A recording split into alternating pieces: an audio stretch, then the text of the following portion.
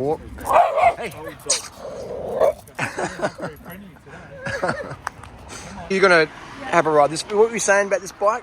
He said. I was saying that my Scott looks better than this body positive SL8. Yeah, why do you call it body positive?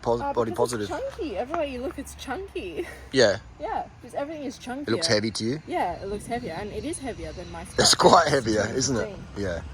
This is quite interesting how bikes like that back in the day used to be really skinny and light looking, and these bikes ride far superior. It's a far superior, stiffer, more aero bike than this one. I've ridden this actually my bike. I got it for $1,200 off Max Stevens, who worked for Orica Green Edge. Thanks, Max. It is, but it's not. Yeah. But you ride it. But yeah, so $1,200, $20,000. So I could literally buy about 15 of these for one of these, and these are better, lighter, stiffer, more aero, easier to work on. So easy to maintain as well. Yeah. Like, I can maintain this pretty much by myself. Yeah. You know, it's crazy. Do you want to change brake cables out, whatever? Because when we bought this bike, Max had a Euro style with the levers and stuff, and Sasha's like, can you swap them around? I did that while we just sit in the garden. Yeah. Sit in the garden. You know, with a couple of basic tools. Do that on this, you'd be 5 hours later. Oh, yeah. So yeah, are you going to ride this now? Yeah, I'm about to hop on this line like the parade. Jump on. You break it, you pay for it. Actually, you pay for it anyway, so. We're on the parade here, beautiful road. Chalk shit, get hit.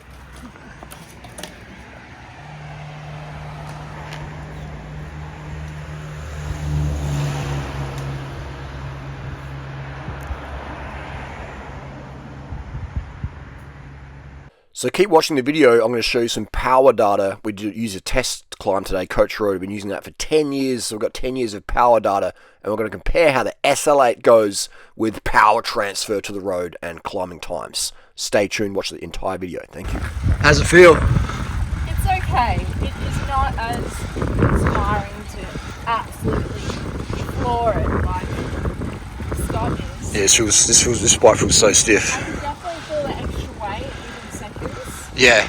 It's very smooth, and as well. It's a gravel bike. Yeah, it's like a gravel bike. It's a gravel bike with lightweight tyres. Yeah, I think they've improved the hood shape. It doesn't feel as fat as previous hydro models, like SL7, those hoods, man. I hear you. They're terrible. What's the deal? Yeah, I said everything just feels wider and chunkier. I feel the extra weight within seconds. And it's nice, it's smooth, it handles well. Yeah. But it's not that full on floor it gas. Yeah, fair enough. No, that's good. Coming in, it's alright. Little doggies. Good day for a walk. Hey.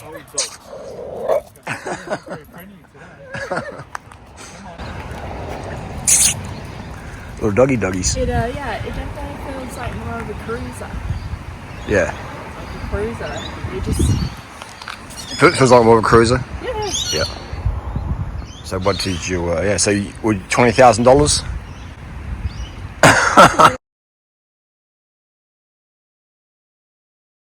Action. Alright, this is post-TT reality. It's not something else reality. Snot, spit everywhere. If you're not like this after your TT, you didn't go hard enough. That's true. I rolled around on my bike, let my heart rate drop a bit, let my blood pressure drop a bit, pull my bike down, and I'm on all fours retching. Yeah. I'm about to barf up my oats. Yeah. I went so hard. I think I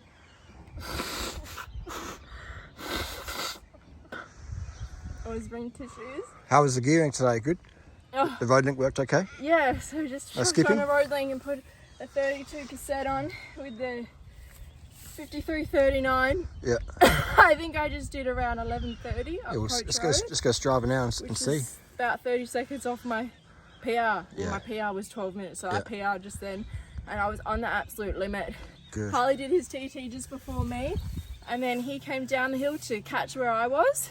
Then he turned around, and I was doing my absolute best to not let him catch me. Yeah. So Harley was pushing me along. Yeah, that's good. And that was so fucking painful, but it's necessary pain. Yeah, if it ain't hurting, it ain't a TT. It ain't going to give me results. That felt very slow. Basically, every TT free hard ride, you choose how hard you're gonna go, and I just went all out, full tilt. Yeah. And that, once you finish, you're gonna feel so ill. Yeah. You're gonna be retching. That's what it takes to get a body like that the right way. And snot and everywhere, but it's just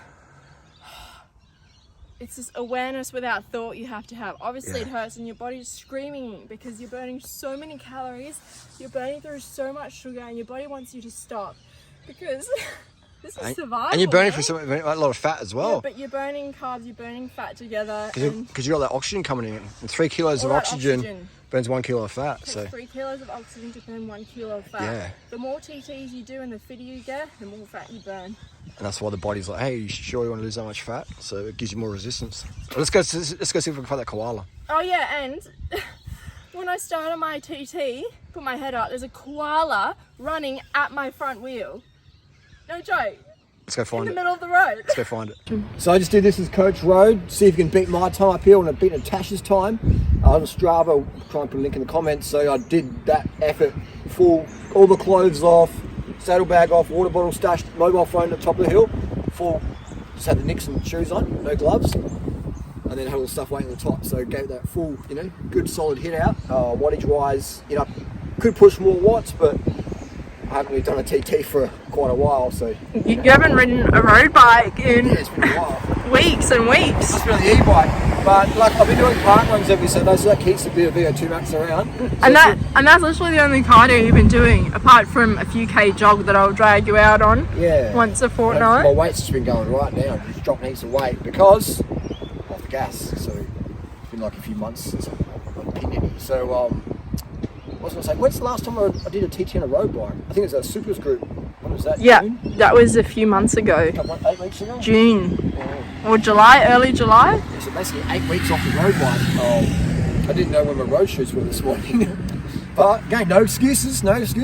You mean your mountain bike shoes? Yeah, mountain bike shoes, no excuses. Just get out and have a crack because got to get the data for this bike. And the only reason you came out today is because I said, come ride, Harley. This is my birthday today. I'm 46. And Tasha's like, I want to do some efforts. I thought, fuck, I've got the bike. I promised you guys some times in it, so let's go. No excuses, yeah. So let's go home now, see Strava, see what data we got to compare with. And it's good conditions today. Really nice, perfect conditions. These are the conditions I always use for Coach Road. It's a bit of tailwinds, or calm. Cool. Cool-ish sometimes. But yeah, so good conditions today. Pretty rapidly good.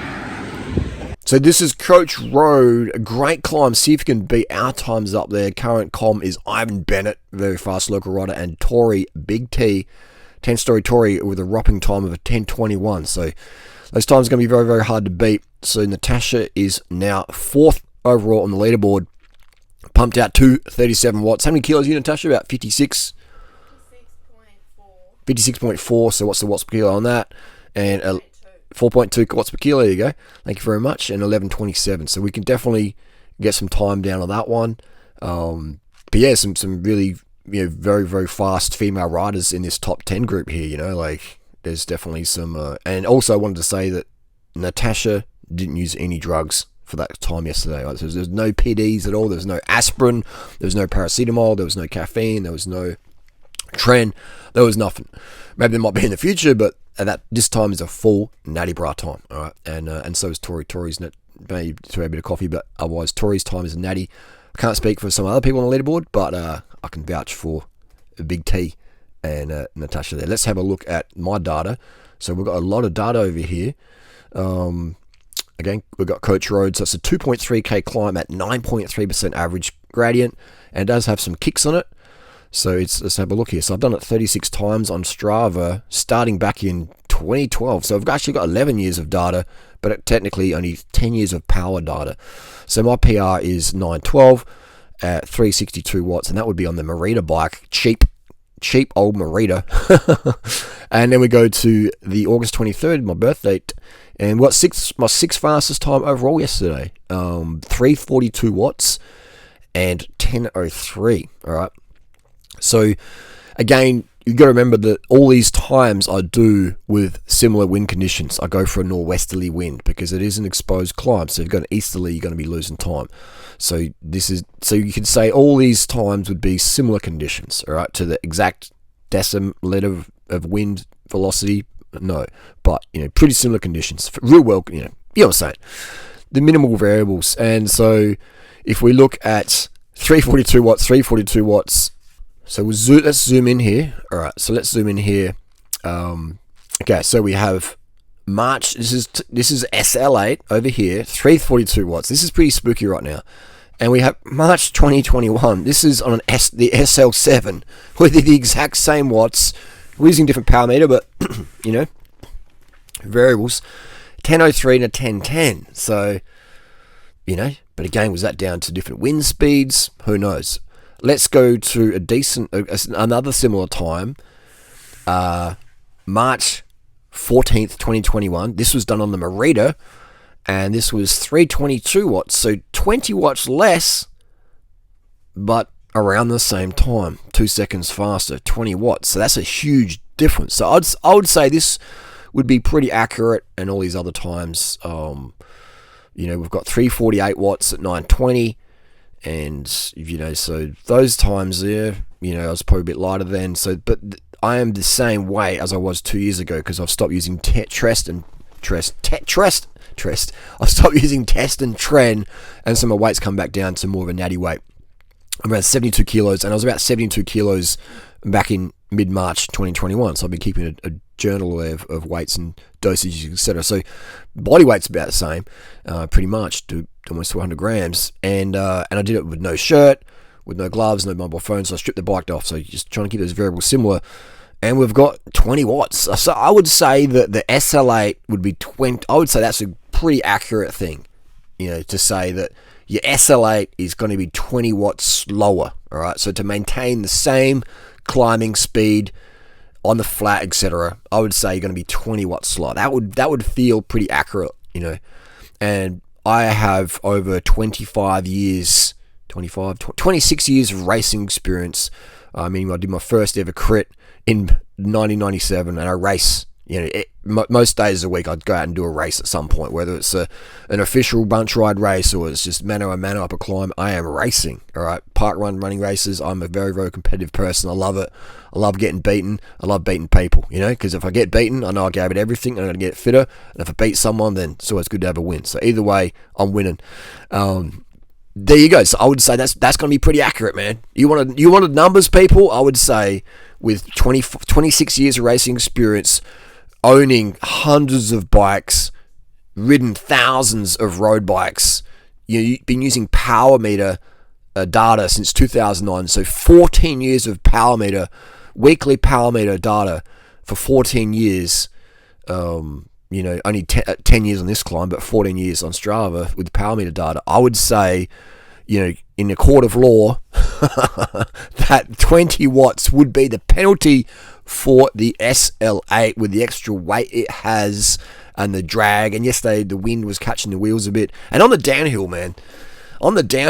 oh man, there was a big gust of wind, a northwesterly gust, and it grabbed that front wheel, and it sort of gives you the speed wobbles, right? And so what I do is just you hit the brakes a bit and wash off a bit of speed, and it just balances the bike. But man, I almost crashed. I almost flipped over the bars, man. It was, fuck, man. I was definitely thought I was crashing, man. And if I didn't have that 26 years of racing experience, I would have crashed, man. I was so close to crashing because the disc brakes just locked up, man. The power bite. There was no with rim brakes, you can grab as hard as you want, and it's going to be like, zzz. But with disc brakes, man, I grabbed them with their rim brakes. But that's just conditioning, all right? When you panic brake, it doesn't matter who you are, you grab hard. It's just the adrenaline, the cortisol there, cortisol braking. And so I did some cortisol braking yesterday, and it almost pile drive into the concrete. So the only thing that kept me going yesterday on the bike was skill. That was very, very dangerous. And I was just thinking, man, these bikes are so dangerous. And if I crashed yesterday, that bike would have been written off. I was doing probably like 60k an hour, 50k an hour, whatever.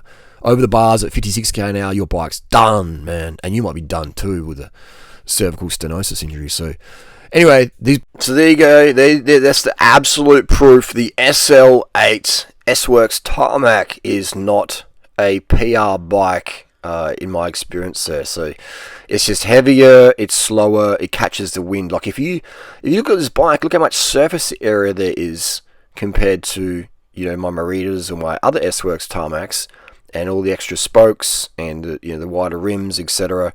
You know, compared to this Scott, like if you get a wind from the side, look, that just, you know, that gives you resistance. So it gives you resistance, and you feel that as soon as you hit crosswinds on the SL8, you feel the drag increase. The drag coefficient increases with the SL8. So it's a nice bike for Instagram, but it's not a performance bike. All right, it's just not a performance bike, and we've just proven that. We're proving that, and we'll keep proving it. More videos coming soon.